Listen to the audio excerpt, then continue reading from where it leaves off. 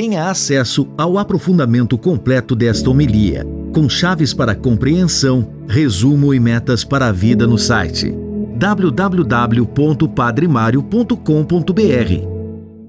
Irmãos e irmãs, o Evangelho de hoje nos narra esse exorcismo de Jesus praticado em favor de um homem que está na sinagoga e que é possesso, um homem oprimido pelo demônio, uma pessoa que já não se pertence mais. E é isso que o pecado faz na vida do ser humano. E é por isso que nós precisamos, irmãos, levar a sério os nossos pecados.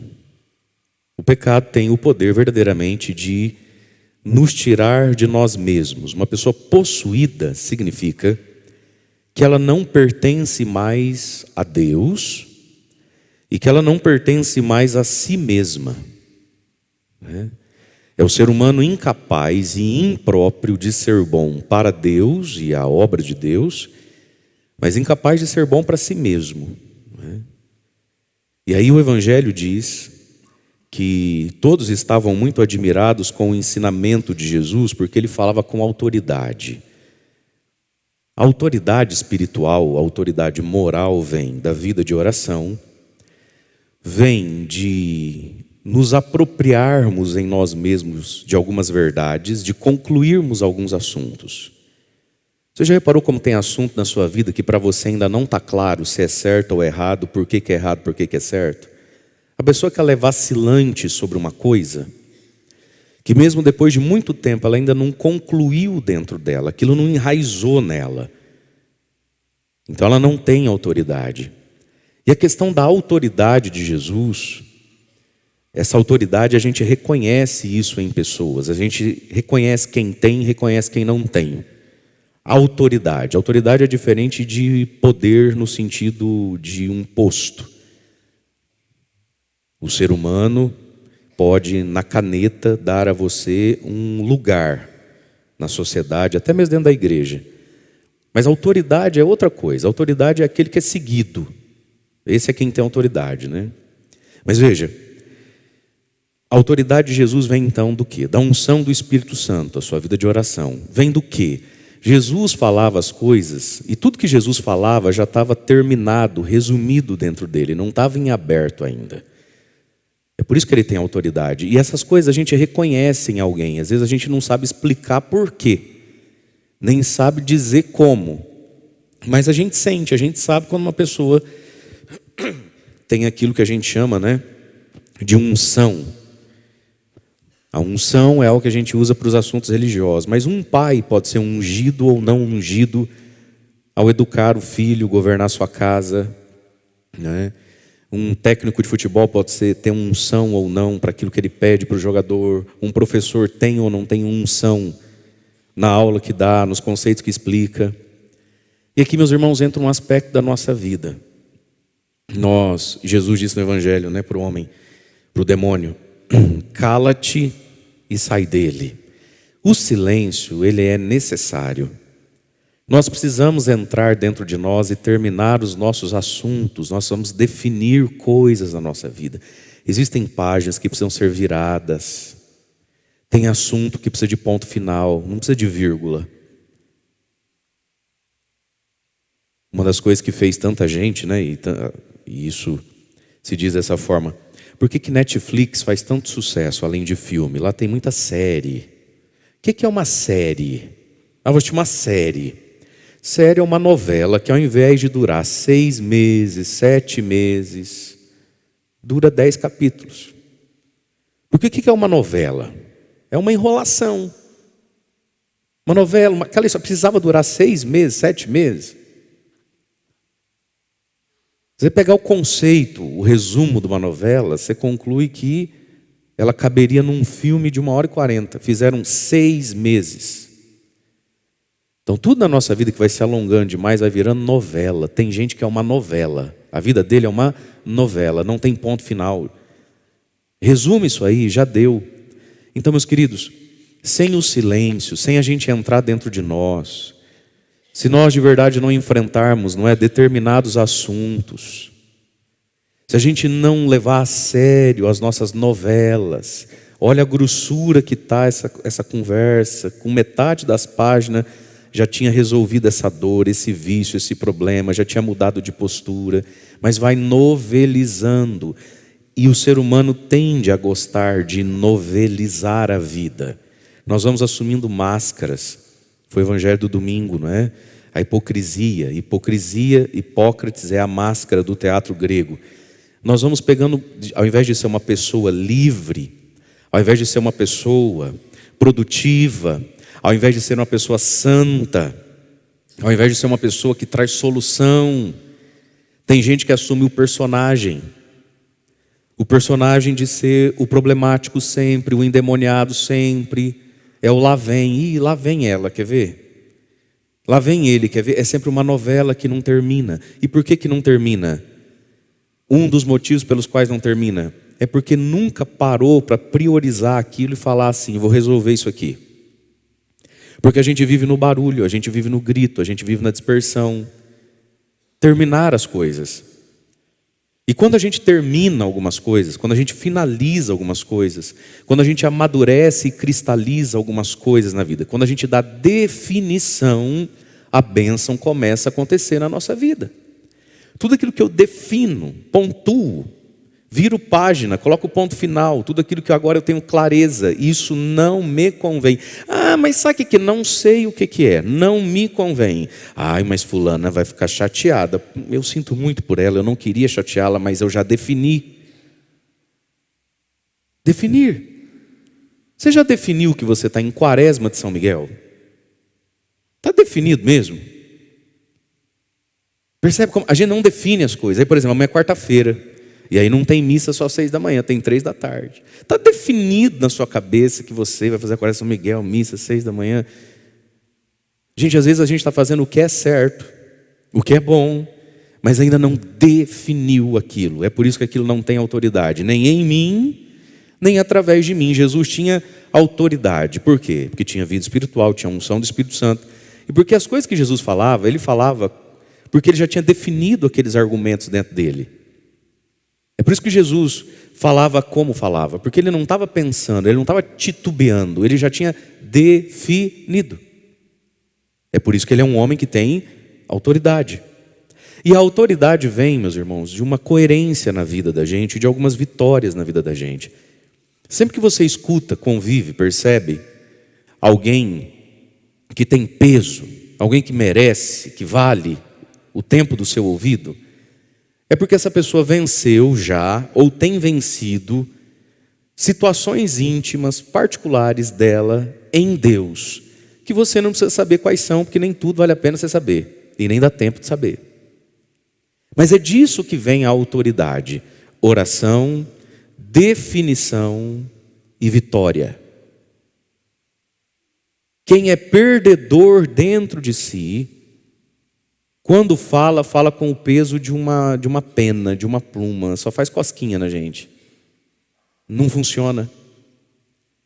E quando você vai tendo autoridade, e essa autoridade vem então, às vezes, de ter vencido algumas coisas da sua história, da sua vida, dos seus afetos, dos seus instintos, em Deus, você passa a ter autoridade não só naquilo, você passa a ter autoridade em tudo.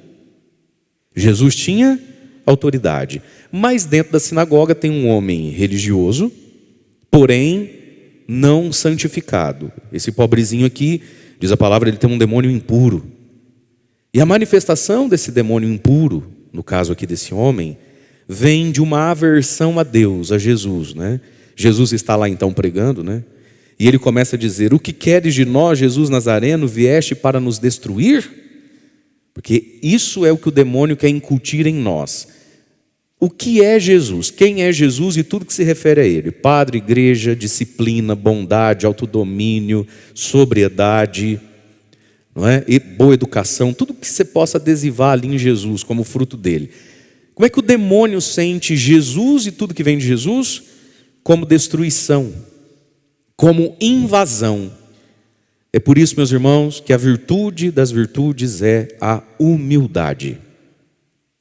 A humildade, que se expressa sempre, toda vez, na obediência. Mas vamos ficar só nesse ponto aqui, a humildade. Quem não é humilde, quando diante daquilo que é diferente dele, ele começa a dizer para Jesus: eu sei quem tu és o santo de Deus. Ele está apontando aqui uma diferença: você é santo, eu não sou. Quem não é humilde diante daquilo que é diferente dele, a pessoa é capaz de reconhecer que esse diferente é melhor, mais nobre, mais santo, mais correto, mais louvável. Mas ao mesmo tempo que ela reconhece, ela não deseja, ela reconhece e odeia. Odeia. Esse homem, esse demônio no homem, odeia a Deus. Eu sei quem tu és. Ele sabe, não é falta de inteligência. Ele sabe. Bobo ele não é. Tu és o santo de Deus. Ele sabe, mas odeia o que sabe. Ele sabe, mas se disfarça do que sabe. E a nossa vida, a pessoa quando vive errado é assim. Primeiro ela coloca uma máscara para passar desapercebido para ele mesmo e para os outros a diferença que existe entre ele e a verdade, entre ele e a santidade. Até que a máscara uma hora cai. Por algum motivo a máscara não se sustenta, ela derrete. No caso aqui do homem foi a própria presença de Jesus, ele não conseguiu mais esconder o que tinha dentro dele. Aí quando a máscara cai, existe uma fúria, existe um ódio. E isso aqui, meus irmãos, é a ação do demônio no mundo, no nosso coração, na nossa mente. O ódio a Deus, né?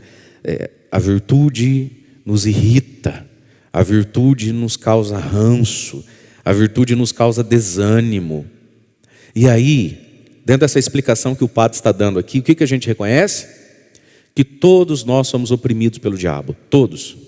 Começando por mim, incluindo todos os senhores e senhoras. Esse desânimo com o bem. E quando você está desanimado para uma coisa, vamos pensar que você está muito gripado, muito cansado, certo? Você chegou em casa, você não sabe se você quer jantar, você não sabe se você quer tomar banho, cabeça dói, o corpo está ruim. E aí alguém da sua família, as crianças, o marido ou a esposa, fica te cutucando, te chamando. Não, mas vamos lá, é rapidinho, já a gente volta. E nunca é rapidinho, você sabe que não é rapidinho. E não. Aquilo não vai te irritando, porque você está desanimado para aquilo. Quando a alma humana está desanimada para Deus, e aí Deus, a igreja, o padre, as pessoas, os deveres, ficam cutucando ela, vai explodir na ira, no ódio. Então veja, queridos, a aversão a Deus, isso é uma obra demoníaca em nós. E essa obra demoníaca está, em primeiro lugar, no nosso universo de valores intelectual mesmo, no pano de fundo da nossa mente, lá no nosso conjunto de valores. Vamos falar aqui o exemplo que o padre sempre dá: casamento. Qual é o pano de fundo da mente daquela moça? Qual é o pano de fundo dela? O que ela pensa aqui no fundo dela, assim, ó? A mente dela produz essa fotografia aqui, opção A. Parece que ela está vendo só a mão dela entrelaçada com a mão do noivo, é o dia do casamento dela. Entrelaçada na mão do noivo. O que mais ela vê? Ela vê um padre na frente dela entregando a Eucaristia. Isso é o pano de fundo da mente dela? Ou opção B, o pano de fundo da mente dela é um salão lotado de gente, com muita luz piscando, um buffet caríssimo, uma mesa não sei o quê. Qual é o pano de fundo da mente do ser humano? No caso da moça que eu estou dando um exemplo, é a opção B. Aí vem Deus e a cutuca com a verdade. E a verdade já mostrou para ela que esse buffet ela não pode pagar, que esses docinhos está caro demais, e que se ela for esperar fazer isso aí, ela vai viver em pecado mais quantos anos? Mas como o pano de fundo do imaginário dela é uma novela mexicana glamorizada, a verdade do evangelho, ela vem na igreja e o padre pega ela para Cristo e começa a falar de namorido, test drive, não casa, vive em pecado. Se é humilde, rasga o plano B e entende: eu não nasci para viver uma novela, nasci para viver um propósito de santidade com Deus. e pega o plano A. Mas se não é humilde, dói. Dói. Dói e causa raiva. Então, meus irmãos, essa aversão a Deus, no primeiro momento, ela é intelectual mesmo. É o nosso pano de fundo, é o nosso imaginário de novela mexicana e refrão de música sertaneja. É aqui, ó. Mas tudo que está no imaginário, no intelecto, desce para onde? Para o umbigo? Não, para o coração. Vira afeto. A pessoa passa a sonhar com aquilo. Ela põe sentimento naquilo. Ela põe valor naquilo. Mas é o sonho da minha vida. O que é o sonho da nossa vida? O sonho da nossa vida é tudo aquilo que aquece o coração. Mas por que aquece o coração?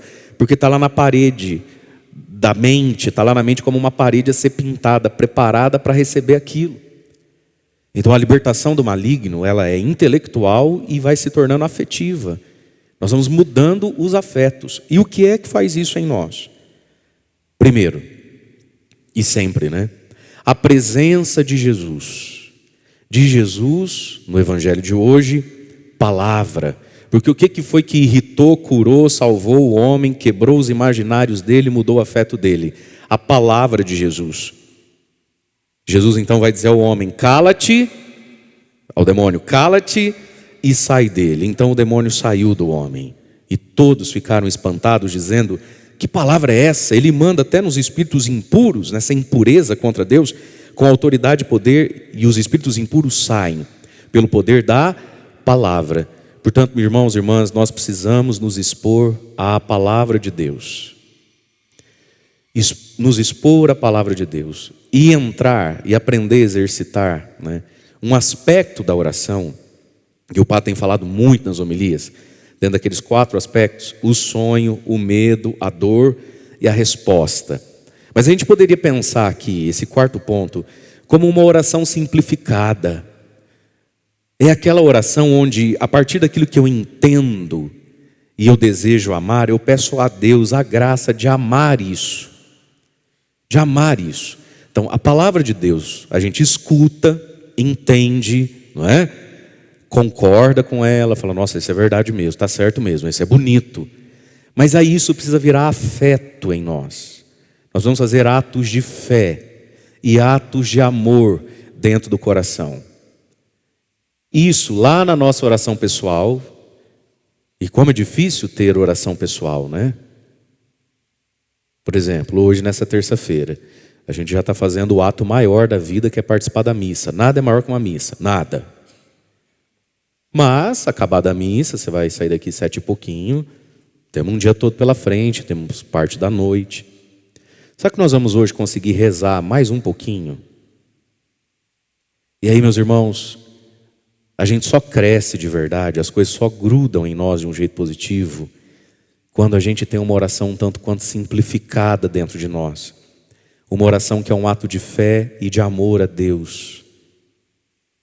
E essa oração, esse aspecto da oração, numa missa, você pode começar a viver em cada rito bem vivido da missa, né? Em cada parte que você vive da missa e não fica só olhando e arrancando a cutícula, isso já vai acontecendo.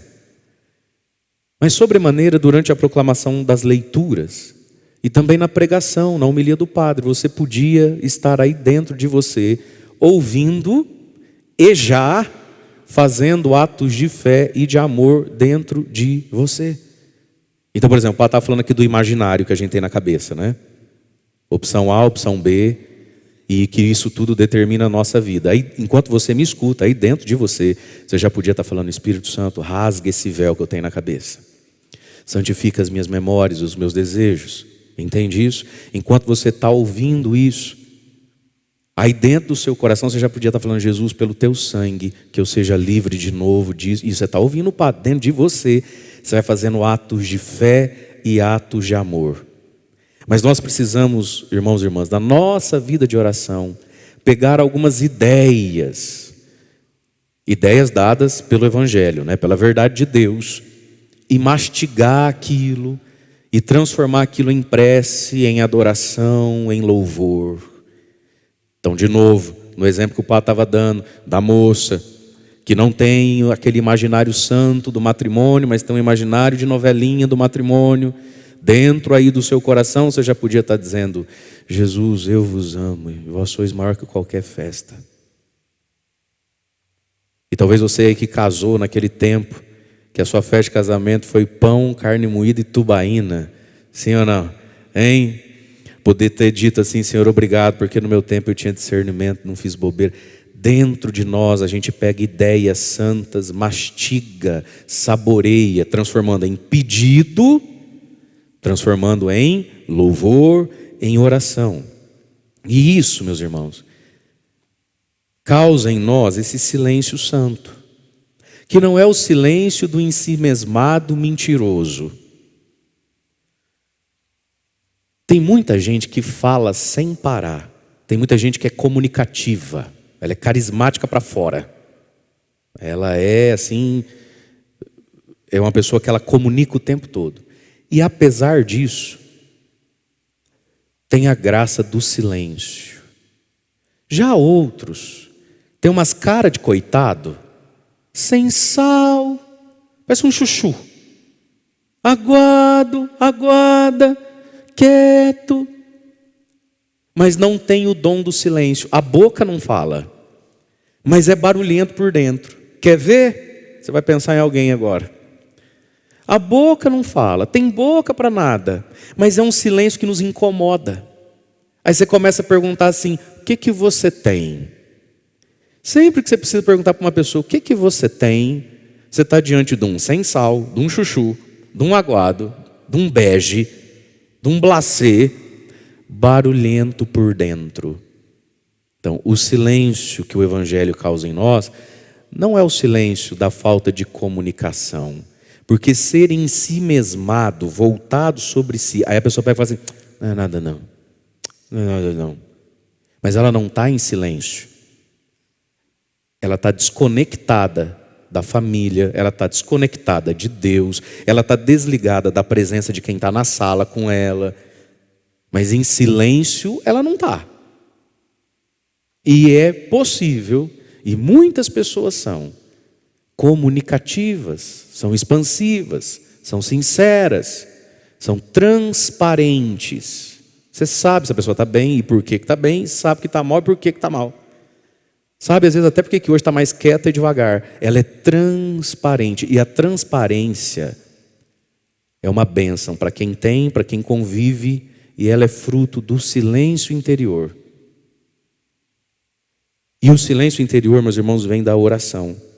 Que palavra é essa que silencia o mal? Então, quando a gente reza com a palavra, a partir da palavra, e claro, o homem estava na sinagoga, é um lugar santo. Quando a gente não desiste da sinagoga, a igreja é a presença de Jesus. Só a presença de Jesus incomodou o homem. Você acha que para os demônios que você tem dentro de você, eu tenho dentro de mim, o que mais os incomoda? Estar dentro de uma igreja quando a hóstia e o cálice é levantado, ou estar em contato com a fronha do travesseiro? O que você acha que te exorciza mais, te liberta mais? A cobertinha quentinha ou o Santíssimo que passa? Ora, a presença de Jesus tem poder. Onde 2 ou 3 se reúnem, eu estou no meio deles. Então, a presença e a palavra. E quando a gente se expõe a isso, meus queridos, a gente encontra esse silêncio. A palavra de Jesus tem o poder de silenciar as nossas maluquices, os nossos barulhos, as nossas fantasias, as nossas ideias equivocadas, sabe, as nossas bobeiras e as nossas maldades. Que palavra é essa? É a palavra de Deus, é a palavra da salvação. É essa palavra que pode, e só ela que pode, todas as coisas. Mas para isso, então, 2 coisas. Primeiro, o lugar santo na nossa vida. Segundo, a palavra de Deus. E aí a fama de Jesus se espalha por todos os lugares. E quando Jesus faz isso em nós, nós precisamos alimentar, meus queridos, a nossa amizade com o Espírito Santo. A primeira leitura que nós ouvimos da primeira carta de São Paulo aos Coríntios, que é a primeira leitura das missas dessa semana. Irmãos, o Espírito Santo esquadrinha tudo, esquadrinhar, olhar as frestas, esquadrinhar. Igual a senhora quando paga uma diarista, uma faxina, e a senhora chega no fim da tarde em casa, a senhora vai esquadrinhar para ver se a moça limpou direitinho. A senhora começa a passar o dedo e olha contra a luz. Aí a senhora fala: mas eu ando ruim das vistas. Chupa o dedo é para ver esse tempo que eu estou pagando. Então eu vou esquadrinhar. O Espírito Santo esquadrinha tudo, mesmo as profundezas de Deus. E aí Paulo vai dizer: quem dentre os homens conhece o que se passa no homem, senão o Espírito, com E minúsculo, do homem? Nosso Espírito. Mesma coisa com Deus. Quem é que conhece, vai dizendo Paulo? Ninguém conhece o que existe em Deus a não ser o Espírito de Deus. Mas aí vem a boa notícia. E nós, irmãos, recebemos o Espírito de Deus. Portanto, nós podemos conhecer a Deus pelo Espírito. E aí, pela ação do Espírito Santo, nós vamos acima do homem psíquico, como diz aqui Paulo, desses dons, os dons de Deus.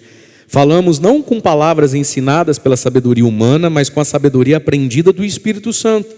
Assim ajustamos uma linguagem espiritual às realidades espirituais. Agora o versículo 14, isso aqui mostra onde muitos de nós estamos travados. Primeira carta aos Coríntios, capítulo 2, versículo 14. Você merece um verde Palmeiras. Só não vou grifar aqui esse, porque é da paróquia, o Padre Murilo também usa e ele é corintiano. Aqui versículo 14. O homem psíquico, psicológico, mente humana. 2 mais 2 é 4, certo? Se eu pular ali, eu caio, eu quebro. O bom senso. O homem psíquico. O homem psíquico, o que fica no nível das suas capacidades naturais, não aceita o que é do Espírito de Deus, pois isso lhe parece uma insensatez. Exemplo dado no início da homilia, a moça que quando pensa casamento, plano A, plano B. O psíquico. O que vem de Deus parece insensatez. Tem Bíblia que traduz por loucura. Aí continua Paulo dizendo, ele não é capaz, sem o Espírito Santo, de conhecer o que vem do Espírito Santo. Porque tudo isso só pode ser julgado com a ajuda do mesmo Espírito Santo. Então olha que lindo, gente. Quando a gente fala assim, vem Espírito Santo, ele vem. Mas quando ele vem, ele quer encontrar o que em mim? Ele mesmo. Olha o que está dizendo Paulo. Tem coisa que você só entende com a ajuda do Espírito. O Espírito fala coisas com você. Uma pregação, uma homilia, é algo do Espírito. Mas se o Espírito que sai daqui não encontra Espírito aí, é loucura, é insensatez, é exagero, é bobeira, não precisa tudo isso, ninguém conhece minha vida, ninguém sabe meus problemas, ninguém paga minhas contas, você fala porque é você. Porque olha o que está dizendo Paulo. Porque tudo isso que vem do Espírito e que você está ouvindo, e eu também, só pode ser julgado, avaliado dentro de mim, com a ajuda do mesmo Espírito. Então, meu querido, minha querida, para algo acontecer na sua vida, o pregador tem que ser bom? Tem. E o ouvinte? Também. Percebe? Sempre que você for ouvir uma pregação, peça essa graça a Deus, Senhor, unge o meu ouvido. Porque quando o ouvido está ungido, querido, quando o coração está ungido, meu amado, quando a gente tem sede, o pregador nem precisa ser tão bom. Você faz festa com uma frase bem colocadinha, as outras... Não é assim quando você está com fome na hora do almoço? É ou não é? Um arrozinho, um feijãozinho feito no dia. Hã? O ovinho frito, dona Luzia. A senhora pegou a ideia, né? Instalou, né? Um ovinho frito, dona Luzia. Aí você fura a gema. Escorre assim, ó. Se tiver uma pimentinha, 3 gotinhas assim, ó, bem no meio do ovinho ali, ó. Meu amigo, você se esbalda. Verdade ou não é? É. Porque você está com fome. Ou a sua mãe nunca diz assim para você: ai mãe, não tem... Ah, você não está com fome. Gente, é muito difícil cozinhar para quem não está com fome. A fome é o melhor tempero, já dizia minha avó linda. A avó linda fala, melhor tempero de comida é a fome. Se você estiver com fome, quem fica, não sei, parece que está faltando... Você não está com fome, você está de bucho cheio. Meus queridos, a gente precisa pedir essa fome a Deus. A gente precisa pedir fome a Deus. Às vezes eu sinto dó de pai, mãe e padre. Está ficando muito difícil ser pai, mãe e ser padre. É muito difícil. A gente tem que ser uma mistura de psicólogo, sociólogo, antropólogo, filósofo, exorcista, carismático, comunicador. Mas, oi, Silvio Santos, não você dorme. Sabe, só falta plantar bananeira, filho. Na verdade, você não tem vontade de ouvir. Gente, eu passei 8 anos da minha vida dentro de um seminário. O seminário tem missa diariamente, só que a faculdade também geralmente é de manhã. Missa de seminário é a missa dos seus sonhos. Dura 35 minutos. Você acredita? 40. Uma missa durar 40 minutos, filho. 35 minutos. Quantos minutos é a homilia? Eu fiquei 8 anos da minha vida ouvindo 3 minutos por dia. 5 minutos por dia. Mas se você tem fome, é aquilo. Peguei, é meu. E vai comigo o dia inteiro agora. Tem que plantar bananeira para você.